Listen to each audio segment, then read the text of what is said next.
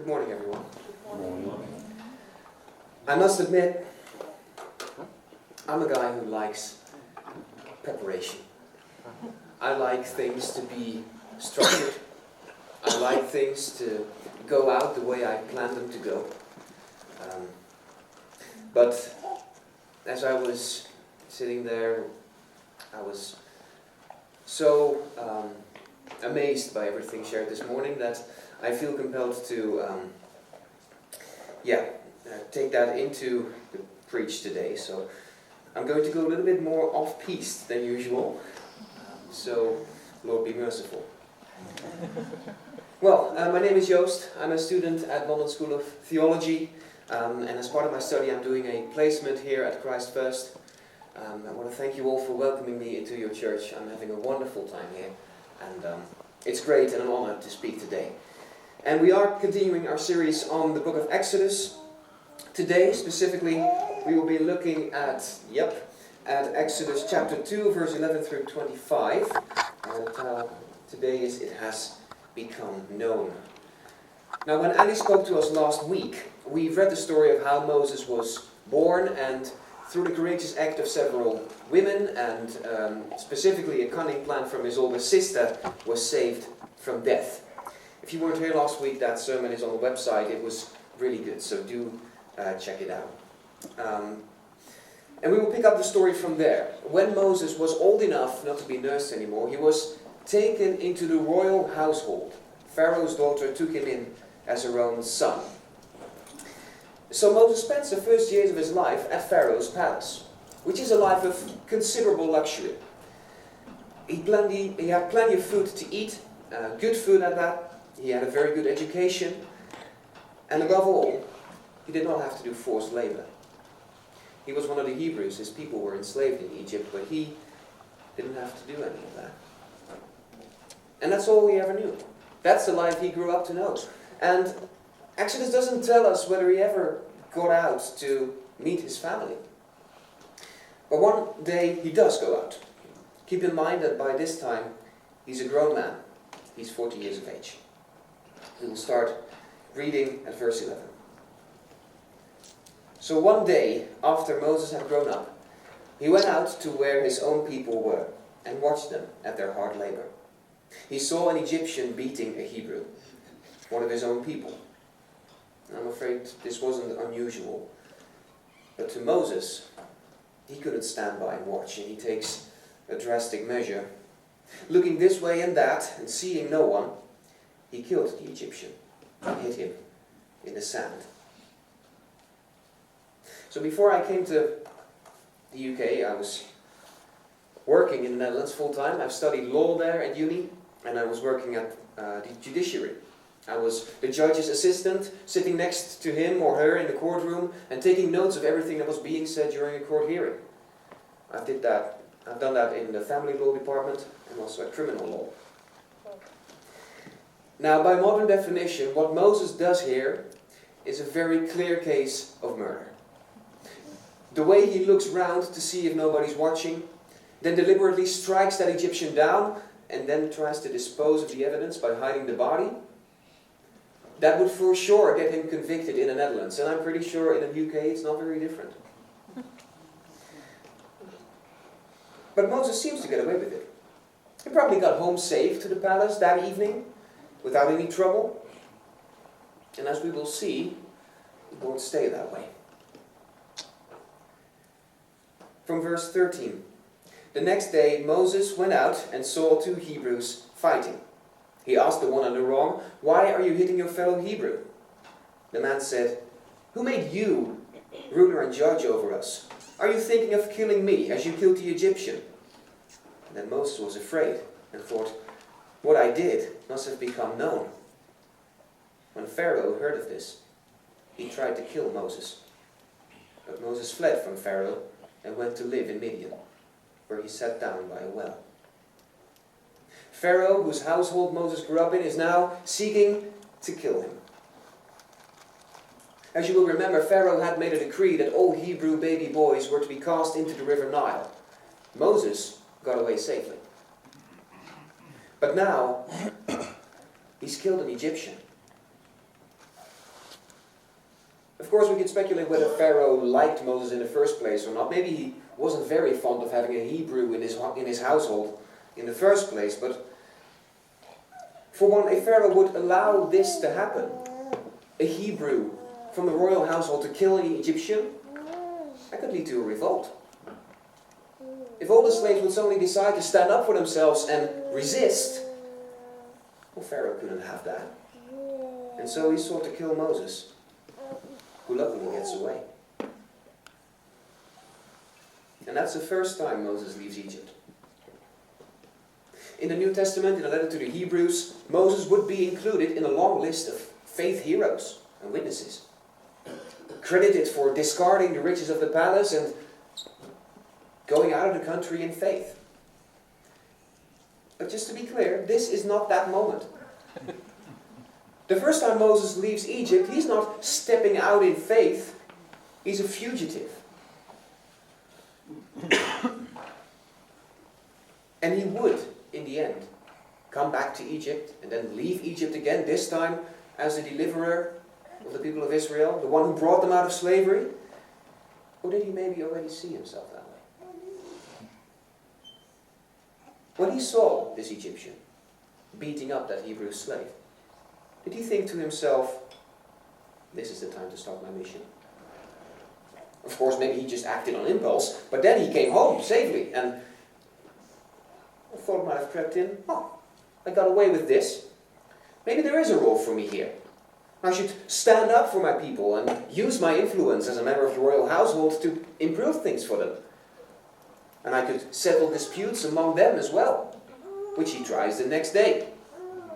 He goes out the next day, he tries to break up a fight, but he gets a very harsh response. Who appointed you, Moses, to be ruler and judge over us? Who do you even think you are? Guy from the palace. And quite honestly, maybe that man is right. Would you want to have a leader whose first known act was an act of murder? Am I going to be the next person you strike down and put under sand? That's when Moses realizes it must have become known. Word has gone out. I have to get out of here. Moses was going to be the deliverer, but not in this time. And not in this way. I wonder, have you been in a moment where you thought, all right, I think I know what I'm called to do. There's a part for me to play. I've figured out what it is, I think, and I'll get right to it. Let's get on with it. If only others were to see it the way I did, that would be very helpful. To illustrate this, I brought a cartoon along. Anyone heard of Calvin and Hobbes? Mm-hmm. It's a newspaper comic from the 80s, I think. It's about a young boy whose name is Calvin, and he has a bit of a high view of himself. He thinks he's a boy genius. He has a rich imagination, and he has a talking tiger friend. And one day, as they are walking in the woods, Calvin reveals some wisdom to him. I'm at peace with the world, Calvin says. I'm completely serene. Why is that? I have discovered my purpose in life. I know why I was put here and why everything exists. Oh, really? Yes. I am here so everybody can do what I want. Oh, it's nice to have that cleared up. Once everyone accepts it, they will be serene too. I think there are moments in our lives where we would say to others, or think, and even say to God, I figured out what I'm supposed to be doing. Come on, let's go for it. I'm willing to go for it. Now let's see that door be opened. We rush ahead. We want to get on with it. We take rash action, and even though the results of that are questionable, we see it as an affirmation. We've heard several words shared today about patience. And we are impatient. We want the things we want now. In the case of Moses, even when God calls him to be that deliverer, and he goes back to Egypt, he will face setbacks and harsh criticisms. His initial efforts to bring the Hebrews out of Egypt, they only seem to make things worse. More than once they will tell him, just stop, you're not helping. Right now, after his first act of standing up for the Hebrews, Moses is a fugitive. Right now, he's just in Midian. Let's read on from verse 16.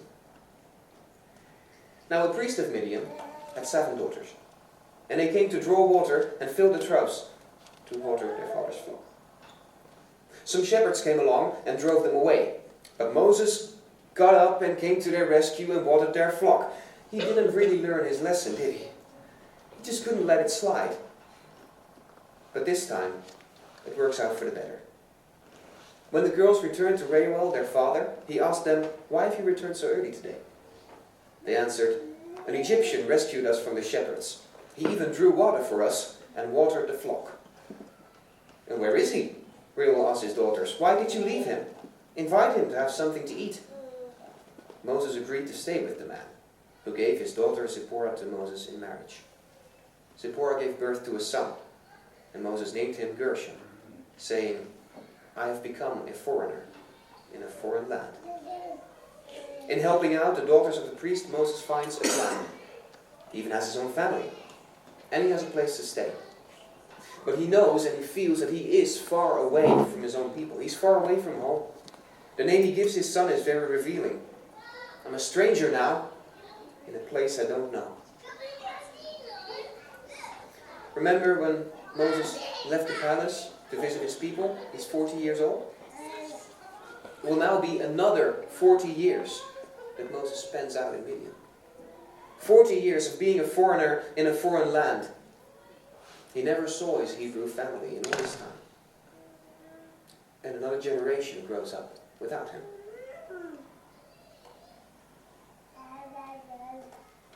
From verse 23. During that long period, the king of Egypt died. The Israelites groaned in their slavery and cried out, and their cry for help because of their slavery went up to God. God heard their groaning, and he remembered his covenant with Abram, with Isaac, and with Jacob. So God looked on the Israelites and was concerned about them. The situation seems pretty gloomy. The Pharaoh who tried to kill Moses, okay, he passed away, but the new king doesn't in any way improve the situation for the Israelites. And yet something does change. The prayers and the cries of the Israelites go up to God, and God isn't absent or unaware of their situation. Just as he isn't unaware of ours. You see, God had established a covenant with the patriarchs of the nation. Abram, Isaac, Jacob. And there's something in the establishment of that covenant that is very important for our story today.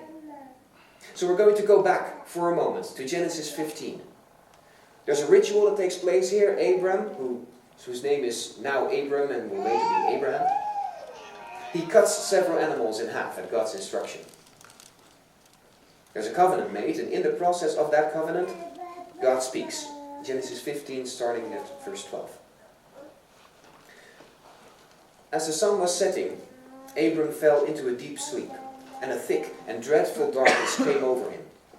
And then the Lord said to him, "Know for certain that for 400 years your descendants will be strangers in a country not their own, that they will be enslaved and mistreated there. But I will punish the nation they serve as slaves, and afterward they will come out with great possessions." God knew from the start, from the beginning, the making of the covenant, that the Israelites would end up in slavery in Egypt. He foretold that they would be in that situation for 400 years, strangers in a strange land. God said the Israelites would be enslaved and mistreated. I'm just thinking of the words that were shared this morning. There was a story shared about waiting for 2 years to earn your job.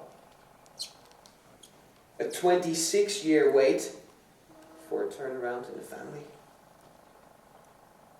Here we have Moses, who will spend 40 years a stranger in Midian, and the people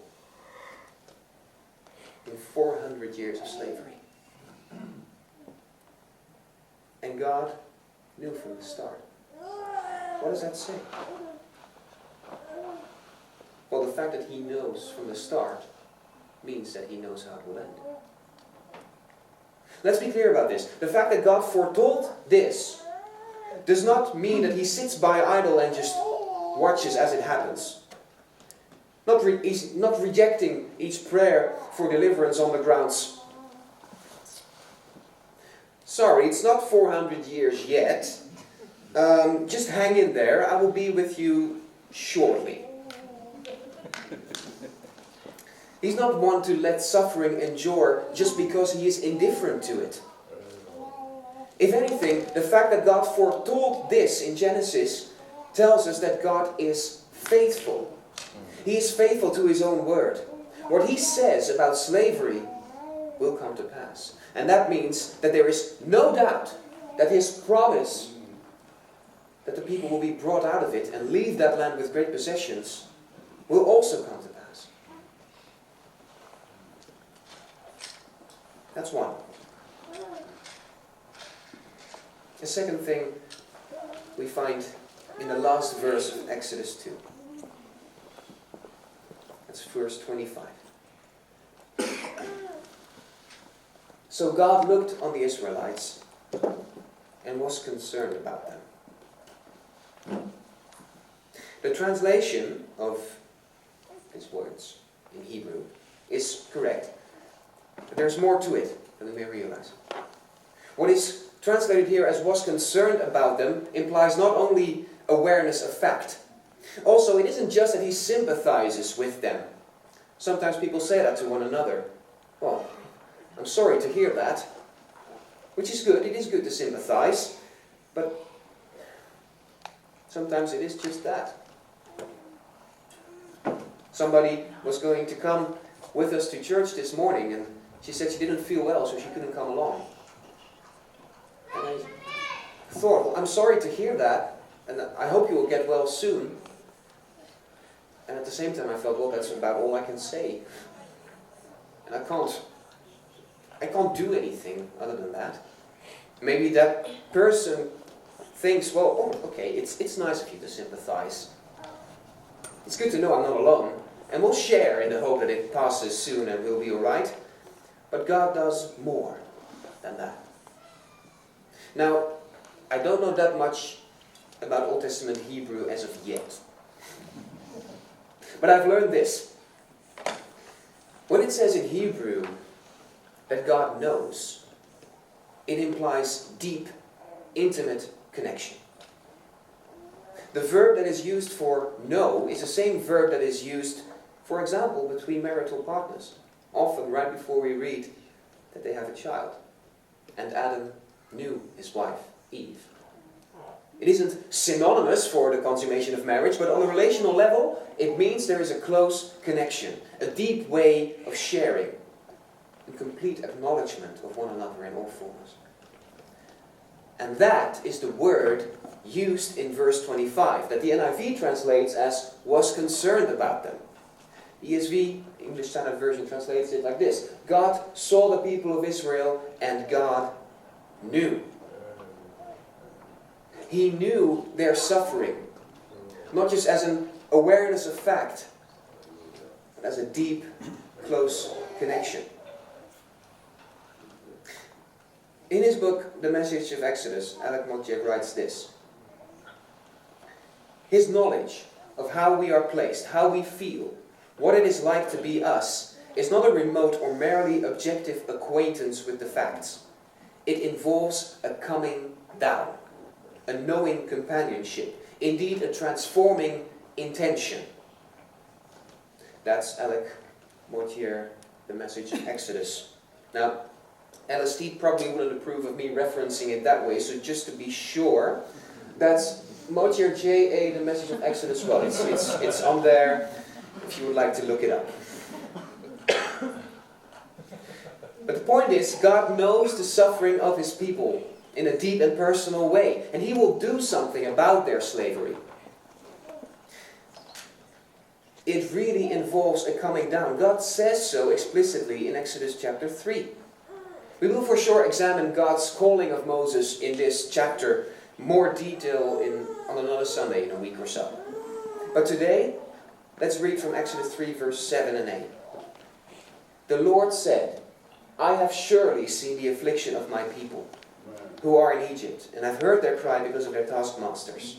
I know their sufferings, and I have come down to deliver them out of the hand of the Egyptians, and to bring them up out of that land. I know their sufferings, and I have come down. Maybe you remember a recent moment in your life, or you're here today now, wondering if anyone knows what you are going through at the moment. How heavy it is to carry, how much it is weighing you down. The book of Exodus reminds us today that God is not a distant, onlooking God who just wants for it to stay that way. He doesn't want for us to remain enslaved. And I was particularly struck by how he says, I know their sufferings, and I have come down. Because we serve a God who has come down. Literally. He has seen our suffering. He sees how we struggle in sin, how we are separated from Him without any hope to come back. We sing it sometimes. Last week we sang it. How great the chasm that lay between us. How high the mountain we could not climb. God knew, and He has come down. We serve a God who knows, in knowing companionship, everything we go through. Because He felt it.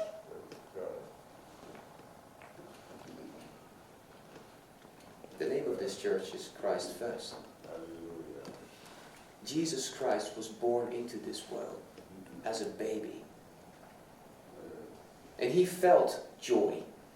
He felt the sense of family. He felt friendship. He also felt the loss of a friend. He mourned over the death of a loved one. He felt discouragement. He felt loneliness. He felt betrayed. God is aware of all these things. Of course, He is above all these things. He is sovereign over them, but that doesn't mean He controls everything like a puppet master. He has come down and felt it all for Himself. That means there is nothing that He doesn't see, and no silent, broken prayer that He doesn't hear. Because He came down to us and felt it all.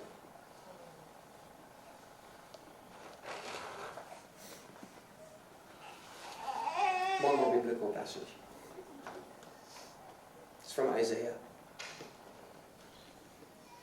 He had no beauty or majesty to attract us to Him. Nothing in His appearance that we should desire Him. He was despised and rejected by mankind. A man of suffering, familiar with pain. Like one from whom people hide their faces, He was despised, and we held Him in low esteem. Surely He took up our pain and bore our suffering. Yet we considered Him punished by God, stricken by Him and afflicted. But He was pierced for our transgressions. He was crushed for our iniquities. The punishment that brought us peace was on Him. And by His wounds we are healed. We all, like sheep, have gone astray. Each of us has turned to our own way. And the Lord has laid on Him the iniquity of us all. Please be reminded today that God knows your suffering, just like He knew the suffering of the people of Israel. And He has come down to deliver us. That's no quick fix. God's way isn't the same as ours, and our idea of a solution or what's the right time for it, God is not bound by that. But on Jesus Christ, all iniquity was laid. He bore that weight. He died. And He rose from the grave. And He delivered us. I'm going to conclude at this. But I want to share an invitation. Soon we will have our prayer team. I think it will be at the back. Yep. Please find them. If you are carrying a weight that you can't shake off, if you've met with disappointment, if you have felt, so when is it going to change? Maybe you're even suffering from something and you're shy to tell it anymore. Because sometimes we may feel, okay, I've mentioned this to God, I've prayed about it for 3 times, should probably stop now. Don't. The Israelites cried out to God and God remembered His covenant. So find a prayer team. And after the service, be sure to head not downstairs but over there, second door on the left, to share a cup of tea and coffee with one another. We've shared life and what God's doing in our lives so richly this morning. Let's continue doing that today. And let's pray for now.